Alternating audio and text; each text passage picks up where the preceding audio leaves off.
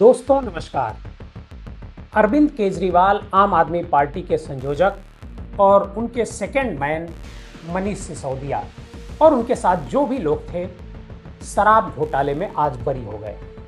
और शराब घोटाले में बरी होने के बाद अरविंद केजरीवाल जब मीडिया के सामने आते हैं कोर्ट के बाहर तो फफक करके रो पड़ते हैं।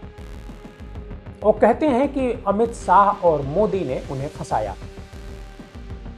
इस पर बात होती रहेगी कि किसने फंसाया और क्या फंसाने वालों पर कोई कार्रवाई भी कोर्ट करेगा, ये तो अलग बात है।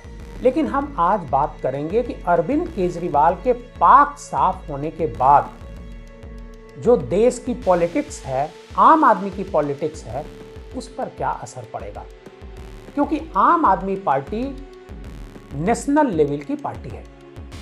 भारतीय जनता पार्टी, कांग्रेस और आम आदमी पार्टी, उसके बाद बहुजन समाज पार्टी भी आती है। ये चार पार्टियां नेशनल लेवल पर चुनाव लड़ती हैं और इनमें आम आदमी पार्टी का जो प्रभाव है वो एक तरीके से 4 से 5 राज्यों में ठीक ठाक है। दिल्ली, पंजाब, गोवा, गुजरात, कश्मीर, हिमाचल, इन सारे राज्यों में आम आदमी पार्टी ने काफी हद तक पकड़ बना ली है।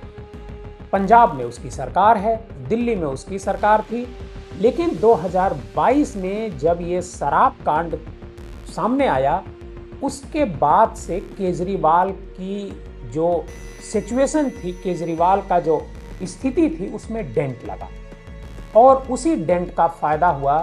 बीजेपी ने दिल्ली में अपनी सरकार बना ली, केजरीवाल को सत्ता से बाहर कर दिया। लेकिन केजरीवाल के बाहर आने से, केजरीवाल के पाक साफ साबित होने के बाद सबसे ज्यादा नुकसान किस पार्टी को होने वाला है और सबसे ज्यादा चुनौती किस पार्टी को मिलने वाली है, सबसे बड़ा सवाल यह है, भारतीय जनता पार्टी को या फिर कांग्रेस को। मैं कहूंगा कि आज की तारीख में सबसे बड़ी चुनौती आम आदमी पार्टी कांग्रेस के सामने पेश करने वाली है। आपका सवाल हो सकता है कैसे? दरअसल अभी दिल्ली चुनाव हुए हैं और दिल्ली चुनाव में आम आदमी पार्टी दूसरे नंबर की पार्टी है, विपक्ष की पार्टी है। पंजाब में उसकी सरकार है, गोवा और पंजाब, गुजरात, इन राज्यों में अभी चुनाव होने हैं। सबसे पहले पंजाब में चुनाव होने हैं। पंजाब में कांग्रेस मुख्य विपक्षी दल है।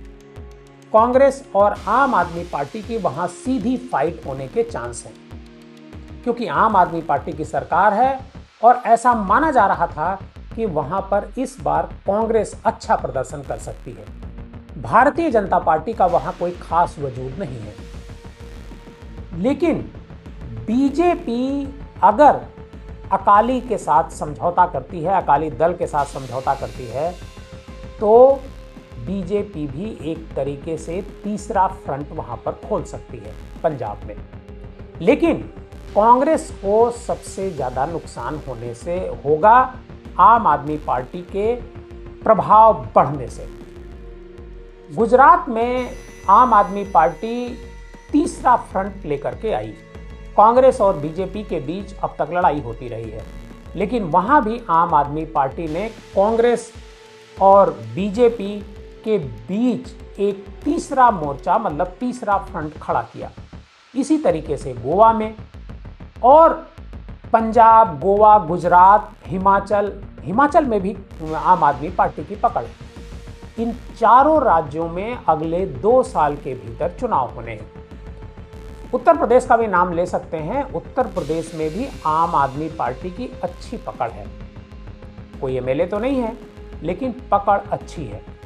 पंचायत चुनाव में गुजरात में आम आदमी पार्टी ने अच्छा प्रदर्शन किया और पंजाब में और हिमाचल में अगर आप कहेंगे तो कांग्रेस, बीजेपी और आम आदमी पार्टी, इन तीनों की आपस में लड़ाई है। कांग्रेस को इन तीनों राज्यों में जब चुनाव होंगे तो आम आदमी पार्टी डेंट कर सकती है और इसी वजह से आज प्रियंका गांधी का एक ट्वीट आया है जिसमें प्रियंका गांधी ट्वीट में वीडियो शेयर करती हैं अरविंद केजरीवाल का, जिसमें वो रोते हुए दिखाई दे रहे हैं मीडिया के सामने, और दूसरी तरफ राहुल गांधी की तस्वीर है और राहुल गांधी पर 32 मुकदमे हैं और अरविंद केजरीवाल पर 1 मुकदमा, और 1 मुकदमे के बाद वो रोने लगते हैं, ऐसा वो प्रियंका गांधी का कहना है और उनका भाई राहुल गांधी डटे हुए हैं। हम आपको कुछ डेटा बताते हैं चुनाव आयोग का। 2022 का अगर आप डेटा देखिए तो गुजरात के चुनाव में, जहां अभी चुनाव होने हैं 2 साल के भीतर, बीजेपी को 52.52% से ज़्यादा वोट मिलता है, कांग्रेस को 27.28 और 13% वोट भी आम आदमी पार्टी लेकर के जाती है। और 2017 में आम आदमी पार्टी को 0.1% वोट मिला था और कांग्रेस और बीजेपी के बीच जो डिफरेंस था वोट का, वो 3.3% कांग्रेस का वोट ज़्यादा था, लेकिन सीट किसको मिली थी? बीजेपी को। 0.1% के बारे में कहा जाता है कि अगर आम आदमी पार्टी 2017 में गुजरात में नहीं आती तो कांग्रेस 2017 में गुजरात में सरकार बना चुकी होती। 2017 की तुलना में 2022 में कांग्रेस के वोट में ही आम आदमी पार्टी ने सेंध लगाई और कांग्रेस की जो सीट 77 थी वो घट करके 27 हो गई और बीजेपी की सीट जो 99 थी 2017 में, वो 156 हो गई। और हालांकि इस पूरे एपिसोड में कांग्रेस के एक जो नेता हैं संदीप दीक्षित, वह बीजेपी और आम आदमी पार्टी दोनों के बीच साठ-गांठ का आरोप लगाते हैं। वैसे अगर सही मायने में देखा जाए तो आम आदमी पार्टी जहां कहीं भी चुनाव लड़ती है, अगर सरकार नहीं बना पाती है तो बीजेपी को इससे फायदा होता है। दिल्ली को लेकर के बीजेपी काफ़ी चिंतित थी, चाहती थी कि केंद्र में भी उसकी सरकार है तो दिल्ली जो राष्ट्रीय राजधानी क्षेत्र है वहाँ भी उसकी सरकार होनी चाहिए। और इस बार जब चुनाव हुआ तो बीजेपी ने वहाँ सरकार बना ली। गुजरात, गोवा, हिमाचल, हर जगह आम आदमी पार्टी के चुनाव लड़ने से कांग्रेस का वोट थोड़ा कम होता है, खिसकता है, और जब कांग्रेस का वोट कम होता है तो बीजेपी को इससे फायदा होता है। आप इसी से अंदाजा लगाइए कि कांग्रेस इसी वजह से अरविंद केजरीवाल के बरी होने के बाद सबसे ज़्यादा हमलावर है।